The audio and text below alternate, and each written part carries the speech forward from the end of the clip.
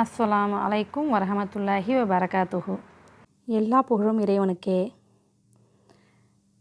நாம் 5 விஷயங்களில் காலம் தாழ்த்தாமல் அவசரப்படுத்தணும் என்று மார்க்கம் நமக்கு அறிவுறுத்துகிறது.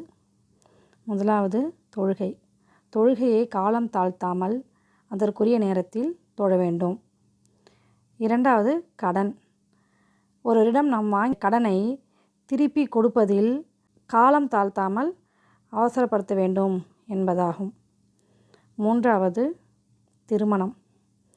நம்ம பிள்ளைங்க திருமண வயதை அடைந்துவிட்டால் அவர்களுக்கு திருமணம் செய்வதில் காலம் தாழ்த்தாமல் அவசரப்படுத்த வேண்டும். நான்காவது விருந்தோம்பல். நம் வீட்டிற்கு விருந்தினர் வந்தபோது அவர்களை உபசரிப்பதிலும் உணவு படைப்பதிலும் காலம் தாழ்த்தக்கூடாது என்பதாகும். ஐந்தாவது ஜனாசா. ஒருவர் மரணமடைந்து விட்டால் அவரது ஜனாசாவை அடக்கம் செய்வதில் காலம் தாழ்த்தாமல் அவசரப்படுத்த வேண்டும் என்பதாகும். அஸ்ஸலாமு அலைக்கும் வரஹமத்துல்லாஹி வபரகாத்துஹு.